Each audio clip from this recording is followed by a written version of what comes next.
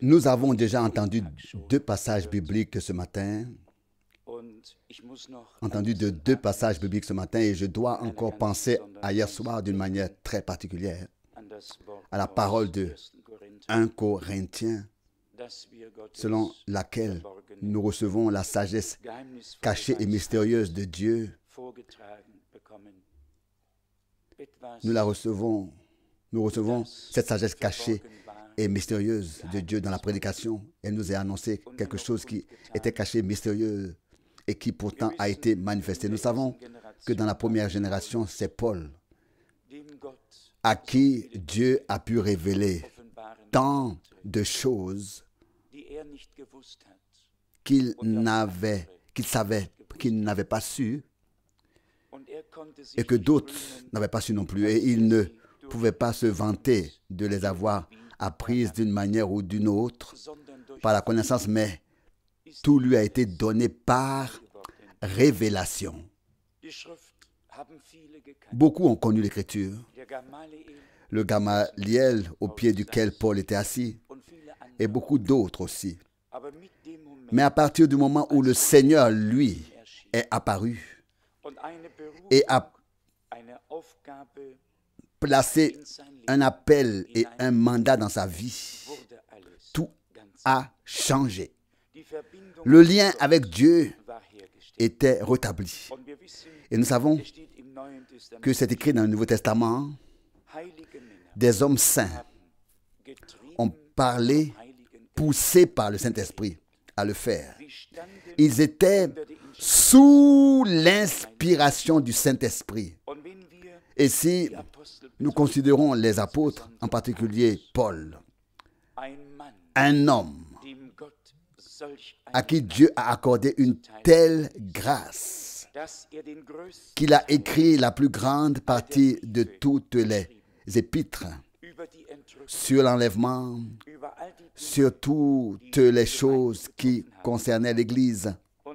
Et ici, comme nous l'avons tous lu, il avertit l'Église.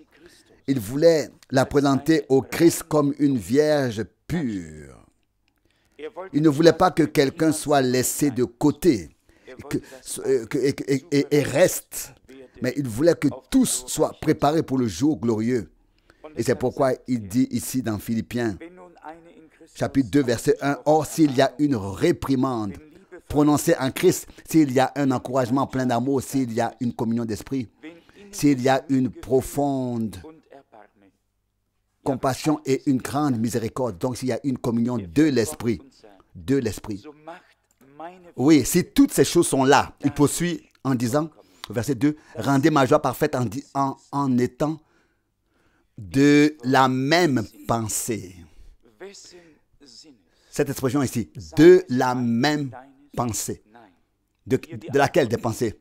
De la tienne, de la mienne? Non. La réponse est au verset 5.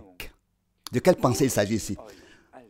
Qu'il y ait donc en vous cette manière de penser telle qu'elle a été aussi dans le Christ Jésus.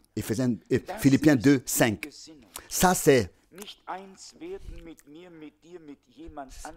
cette manière de penser que nous devons avoir. Ne pas devenir un avec moi, avec toi, avec quelqu'un d'autre ou avec la connaissance ici ou là de quelqu'un. Devenir un avec Christ, dans sa parole, avec sa parole, dans son esprit, dans la révélation de sa parole, par son esprit. Et ensuite, cela continue en fait avec le verset 7. Il s'est même dépouillé lui-même, prenant sur lui la forme d'un serviteur, entrant entièrement dans la nature humaine et étant trouvé dans son corps comme un homme. Verset 8, il s'est humilié et abaissé lui-même et fut obéissant jusqu'à la mort, même la mort de la croix, sur la croix, même la mort sur la croix. Ces derniers temps, j'ai dû plusieurs fois franchir mes lèvres, j'ai dû plusieurs fois le prononcer de mes lèvres. Seigneur, là où j'ai imposé ma volonté et où je n'étais pas prêt à entrer dans ta volonté, à faire ta volonté, pardonne-moi, fais-moi grâce. On peut dire de bouche, Seigneur, que ta volonté soit faite et ne pas être prêt à faire la volonté de Dieu. Et comme l'a si bien expliqué et exprimé le frère Schneider, il est nécessaire d'entrer en contact avec la parole afin de la mettre en pratique, de l'écouter, de la recevoir, afin qu'elle produise l'effet pour lequel elle a été envoyée en nous. Et nous sommes convaincus qu'elle ne reviendra pas à vide. Elle produira l'effet pour lequel Dieu l'a envoyée. Si elle est reçue en nous, et si, dans l'appel direct de frère Branham, il est dit, comme Jean a été envoyé comme précurseur de la première venue de Christ, ainsi tu seras envoyé avec un message qui sera précurseur du retour de Christ. Donc nous savons qu'il est écrit que Jean a dit, celui qui a l'épouse, c'est l'époux. Mais l'ami de l'époux, qui se tient là, il entend le cri de joie de l'épouse et il s'en réjouit parce que sa tâche est accomplie. Lorsqu'Éliezer a été envoyé pour aller chercher l'épouse d'Isaac, il a demandé à Dieu de lui faire grâce pour son voyage. Et il lui fut demandé une chose, ne pas prendre une des femmes des Cananéens. Vous connaissez l'histoire. Nous y reviendrons à l'occasion. Il entra donc à une occasion. Donc il entra, qui s'ajuste, il entra dans la maison où Dieu l'avait envoyé. Et il trouva l'épouse pour Isaac. Dieu avait fait grâce à son voyage de trouver une épouse prête à l'accompagner.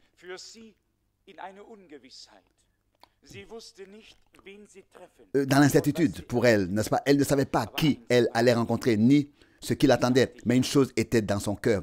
Elle a dit oui et elle était prête à partir. C'est la position d'une âme d'épouse, d'une âme de l'épouse. Et si Dieu a envoyé un message, il doit y avoir un écho à nous. Et nous disons oui, même si nous ne savons pas encore exactement tout ce qui nous attend, ce que nous devons traverser, ce que nous rencontrons. Nous avons dit oui. Et quand le frère Schneider a dit que nous déciderions certaines choses différemment, c'est certainement vrai pour chacun d'entre nous. Mais il y a une décision que nous prendrions exactement comme nous l'avons fait, la décision de consacrer notre vie à Dieu. Nous la prendrions comme nous l'avons prise, parce que Dieu l'a mise dans notre cœur. Et toute décision divine, nous la prendrions de la même manière. À chaque fois, tout le reste doit être laissé à Dieu. J'ai lu très brièvement quelques versets de Romains 15, justement parce qu'il s'agissait aussi de consolation, d'encouragement, aussi dans la lettre aux Philippiens. Je voudrais lire dans Romains chapitre 15, quelques versets. Romains 15, verset 1 alors maintenant. C'est donc à nous, les forts, qu'il incombe de porter les faiblesses de ceux qui ne le sont pas et de ne pas penser avec complaisance à nous-mêmes. Non, que chacun de nous vive pour plaire à son prochain, pour son bien, pour son édification, pour qu'il puisse avancer. C'est écrit en parenthèse, pour qu'il puisse avancer. Ici, car Christ, et ici l'encouragement est encore plus important, car Christ aussi n'a pas vécu pour se plaire à lui-même, mais comme il est écrit, les outrages de ceux qui t'insultent sont tombés sur moi. Ainsi donc, tout ce qui a été écrit avant les temps a été écrit pour notre instruction, afin que par la persévérance constante et par la consolation que donnent les Saintes Écritures, nous restions fermes dans l'espérance. Vous savez, vous et moi, nous pouvons venir l'un vers l'autre avec notre consolation. Et la consolation est emportée par le vent. Mais si nous venons avec une consolation tirée de la parole de Dieu, si nous venons dire à un malade, oui, tu peux croire, peut-être que Dieu t'aidera, c'est une chose. Mais si nous pouvons venir et dire, il est écrit, il a porté nos maladies, il s'est chargé de nos infirmités, il a pris sur lui nos fautes et nos péchés. Et dans ses meurtrissures, nous avons été guéris. Et il est écrit, je suis l'Éternel, ton médecin.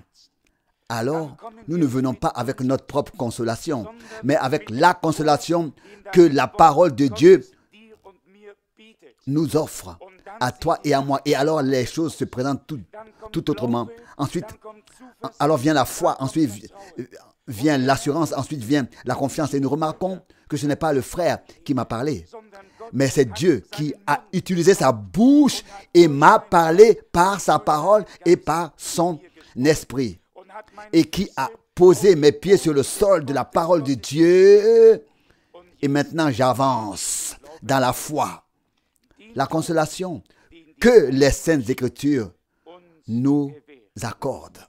C'est la consolation dont nous avons tous besoin. Et Dieu, merci, il n'y a absolument pas une situation, pas un cas qui ait été oublié dans les Saintes Écritures, ou alors omis. Parfois, nous nous demandons, et frère Gross a mentionné très souvent, la vie de David, on lit des psaumes et la plupart ont été écrits par lui et on ne peut pas s'empêcher d'y faire référence. Mais il a dû passer par tant de chemins et de situations pour que nous puissions avoir la consolation que les Saintes Écritures nous offrent. Dieu a ordonné toutes choses d'une manière tout à fait merveilleuse. Pas une seule chose n'a été omise, ou mise de côté, ou oubliée. Partout, nous trouvons des situations qui s'appliquent à ta vie ou à la mienne et qui, à l'heure de l'épreuve et de la détresse, dans les Saintes Écritures, nous apportent à toi et à moi un réconfort qui vient des Saintes Écritures. Si les hommes voulaient peut-être encore apporter leur contribution, mais ce que Dieu fait, c'est bien fait.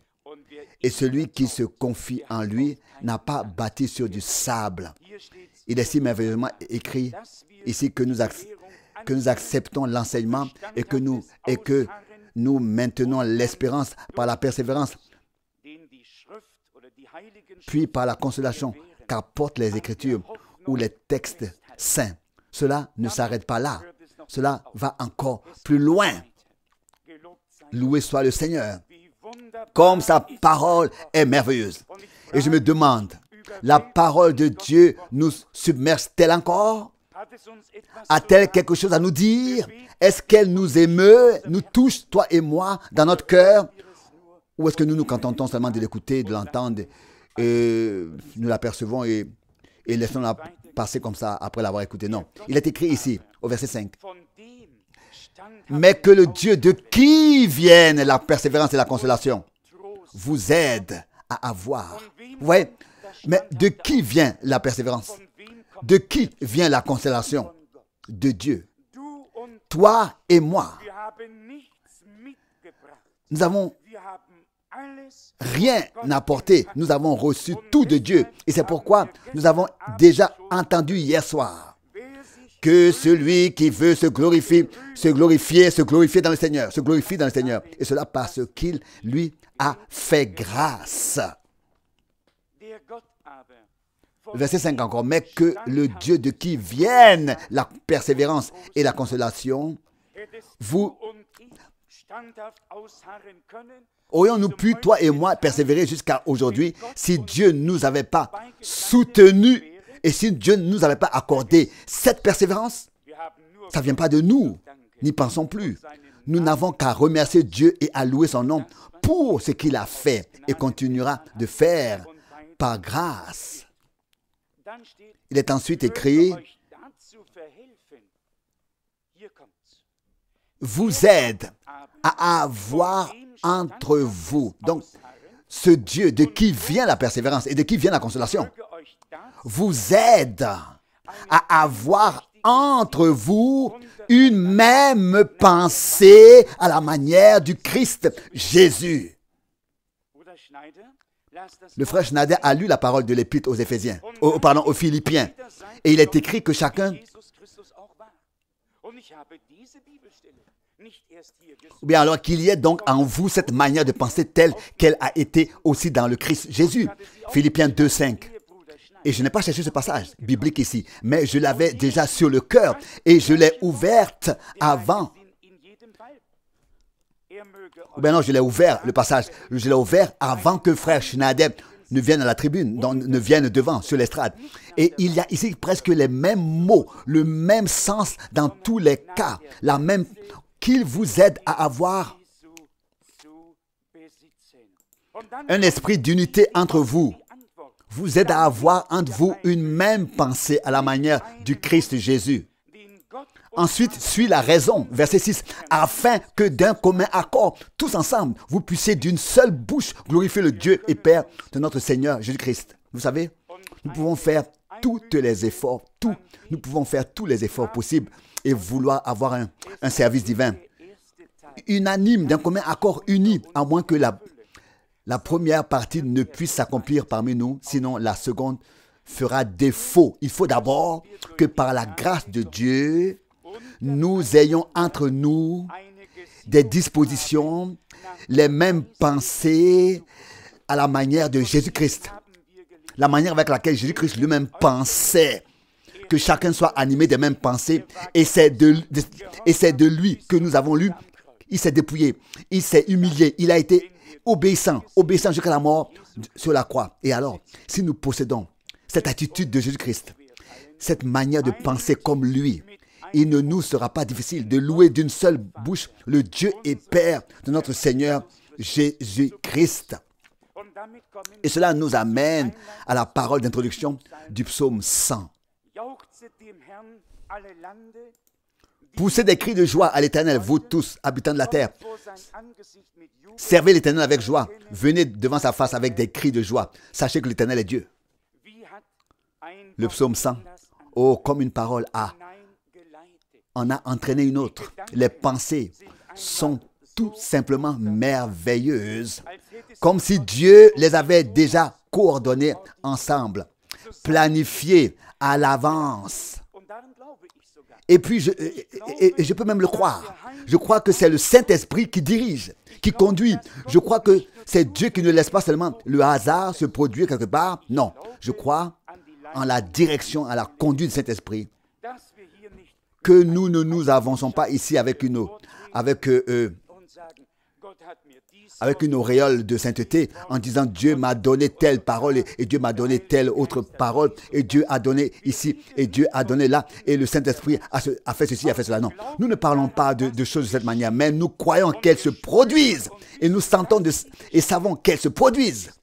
C'est une chose de parler beaucoup de la direction du Saint-Esprit et c'est une toute autre chose d'être réellement conduit par cet esprit. Guidé par lui, on peut parler beaucoup de choses, parler beaucoup de ces choses, mais c'est mieux quand elles sont là et quand le Saint-Esprit même les frères servants, quand le Saint-Esprit peut, quand les frères servants peuvent être accordés entre eux dans la proclamation de la parole, de telle sorte qu'elle soit traitée et produite dans la même direction. Après une prédication, quelqu'un ne peut pas venir apporter autre chose, mais on va dans la même direction, dans le même sens, les mêmes pensées. Nous avons lu ici la consolation que les Saintes Écritures nous accordent dans l'épître aux Philippiens, la consolation de l'amour et une prononcée en Christ, etc.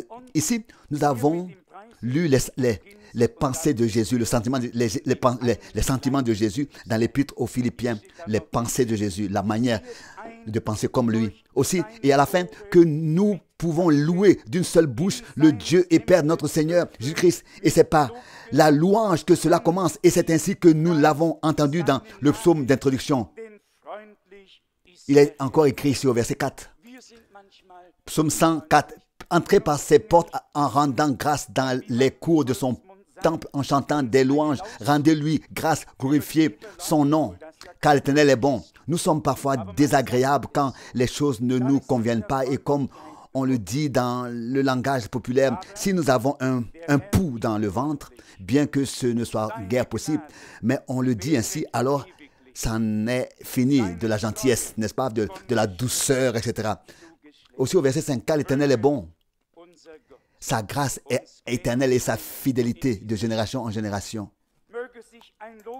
L'Éternel est agréable, nous l'avons lu, mais l'Éternel est bon, sa grâce dure à toujours et sa fidélité de génération en génération. Que notre Dieu nous fasse grâce en cette heure, qu'une louange se déverse à la gloire de son nom saint. Nous n'avons pas entendu en vain les paroles de Dieu, elles ont fait et continueront de faire pour nous ce pourquoi Dieu les a envoyés. Et nous serons présents par grâce lorsque le Seigneur appellera les siens. Et je suis très reconnaissant à Dieu de m'avoir permis de voir, non seulement de voir, mais de vivre cette expérience du changement de nos corps et de l'enlèvement. Je suis très reconnaissant pour cela. Je sais que la parole de Dieu est vraie. Est vraie. J'y croyais de toute façon et j'en avais la certitude dans mon cœur. Mais depuis le 1er janvier de cette année, c'est encore différent, très différent. Celui qui a fait une fois une telle expérience surnaturelle avec le Seigneur, personne ne peut plus la lui enlever. Elle lui restera pour l'éternité. Que Dieu nous ait vraiment richement bénis ce matin par sa sainte et précieuse parole. Et frères et sœurs, si nous voulons adorer ensemble le seul vrai Dieu, portons dans nos cœurs les pensées de Jésus-Christ, afin, donc les sentiments, la manière de penser de Jésus-Christ, afin que notre adoration atteigne aussi le trône de grâce de notre Dieu. Que cela soit fait au nom de Jésus. Amen. Amen. Louange et action de grâce à notre Dieu. Nous avons à nouveau entendu des paroles très précieuses. Je ne pense pas qu'il soit nécessaire de dire autre chose. Mais quand on est assis et qu'on entend cela, on ne peut que se réjouir dans le Seigneur. Et puis on voit comment la parole s'enchaîne ainsi, l'une dans l'autre, que nous la lisions dans la Nouvelle Alliance ou dans l'Ancienne Alliance, et en particulier ici, comme il est dit si merveilleusement, le Dieu de qui viennent la persévérance et la consolation, comme on l'a lu dans Romains 15.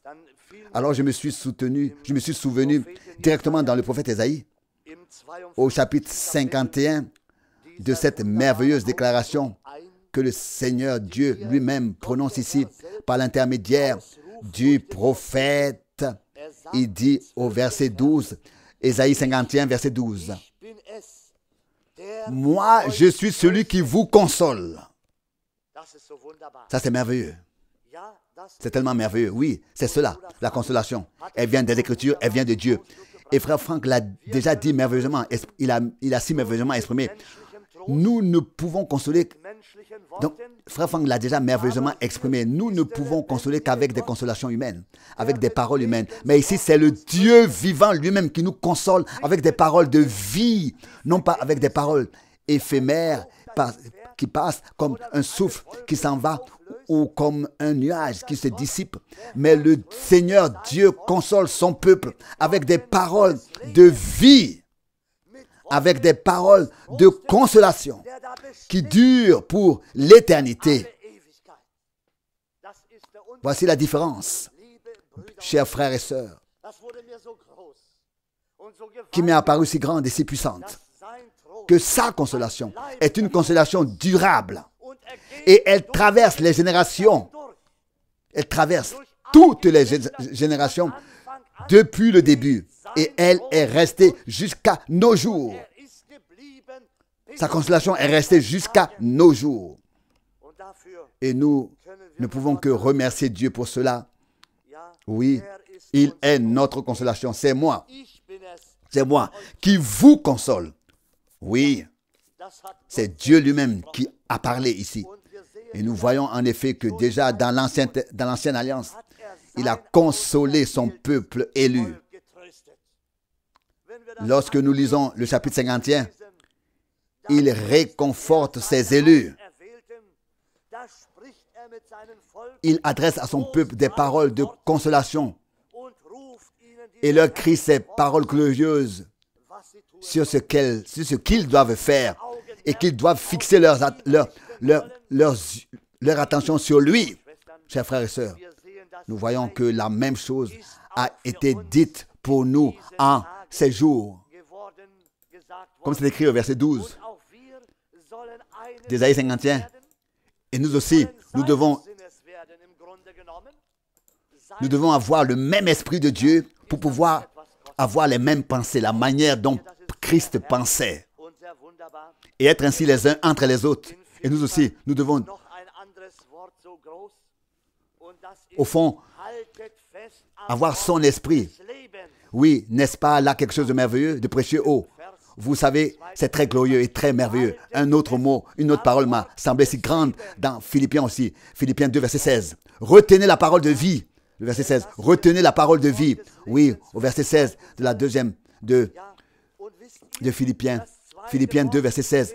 Tenez bon à la parole de vie. Oui, comme c'est merveilleux que nous devions nous accrocher à la parole de vie. Oui, et vous savez, la deuxième parole se trouve dans l'évangile de Jean, où le Seigneur lui-même nous dit au chapitre 15, quand nous ouvrons Jean, il y a déjà les mêmes paroles ici que le Seigneur Jésus dit. C'est bien sa parole qui est prononcée ici au verset 20. Jean 15, verset 20. Souvenez-vous de la parole que je vous ai dite. Souvenez-vous de la parole que je vous ai dite.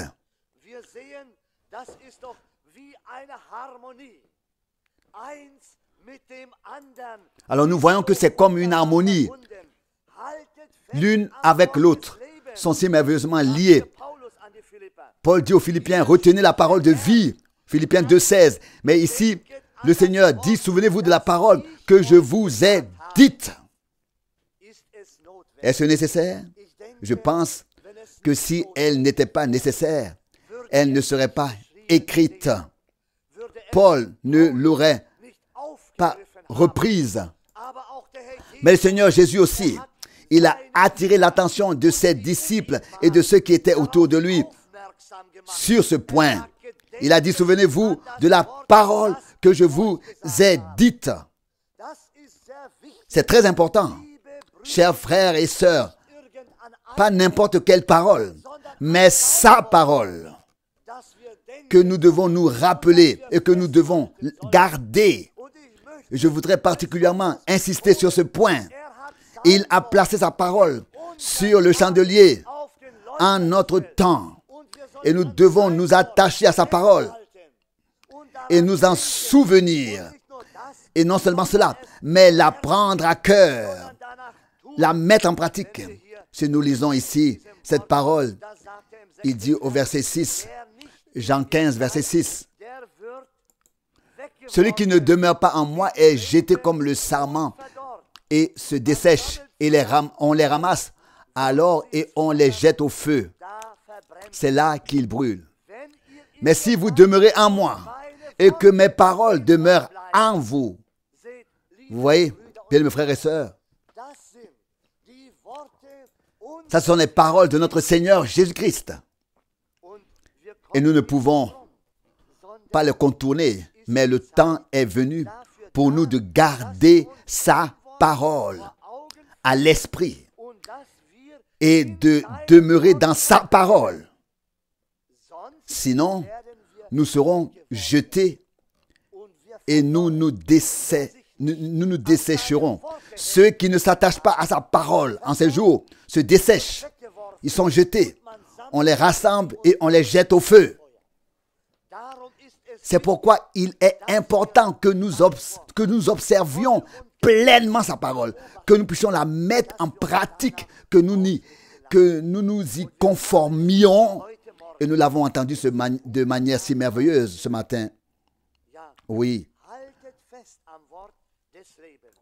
Philippiens 2,16. Retenez la parole de vie pour ma gloire jusqu'au jour du Christ. Jusqu'au jour du Christ.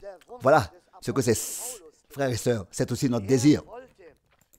Tel avait été le souhait de l'apôtre Paul. Il voulait que le peuple de Dieu s'accroche à la parole de vie pour sa gloire, afin de ne pas avoir travaillé en vain.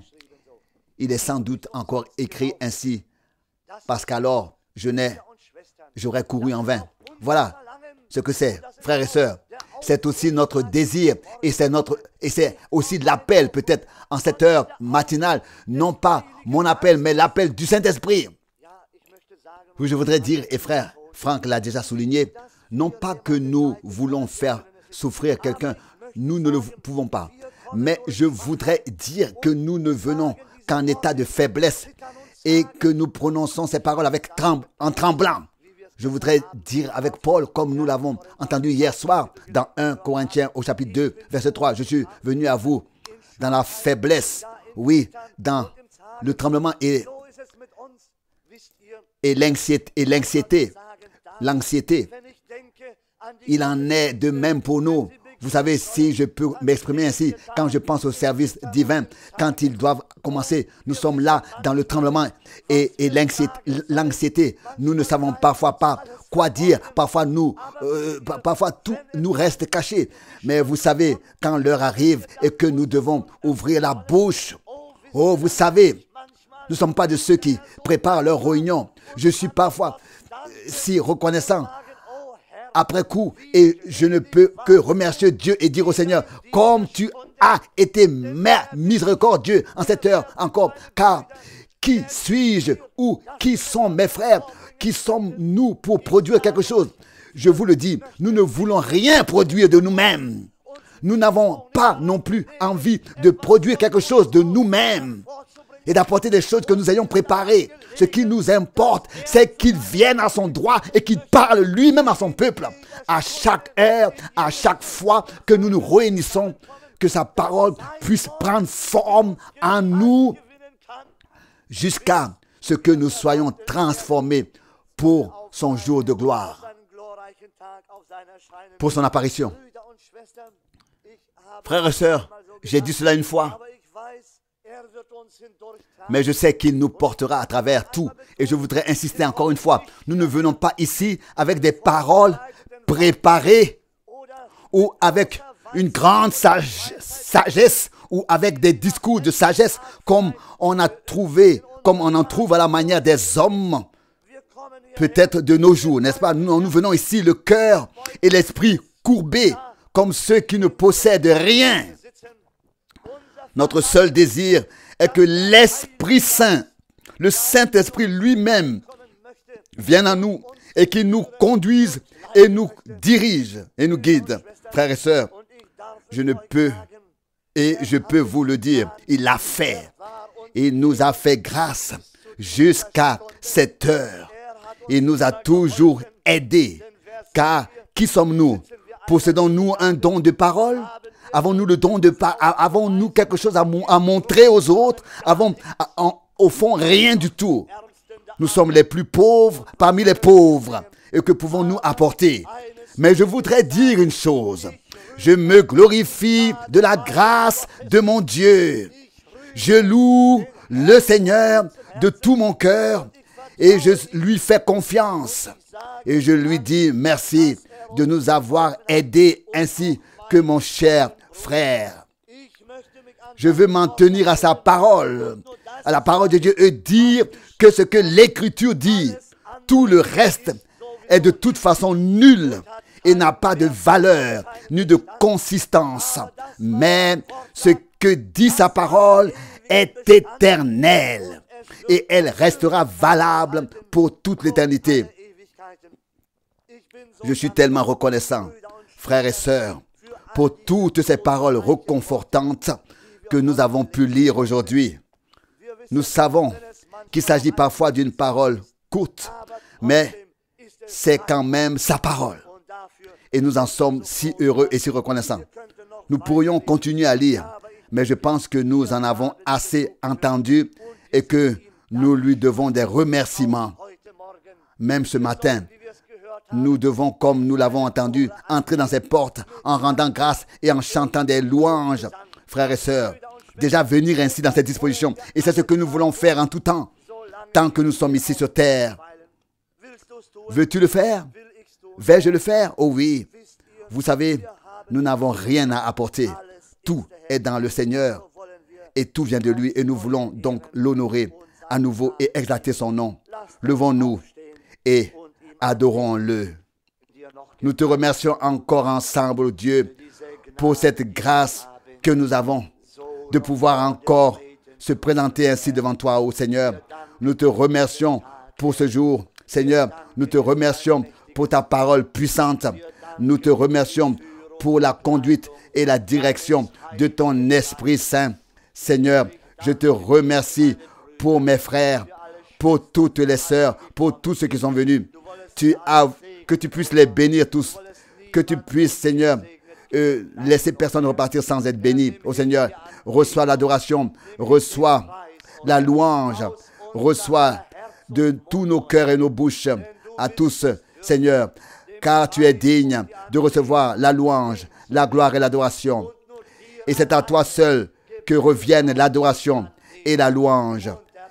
Alléluia. Seigneur, et nous sommes donc heureux de pouvoir marcher avec toi jour après jour jusqu'à ce que nous passions de la foi à la vue.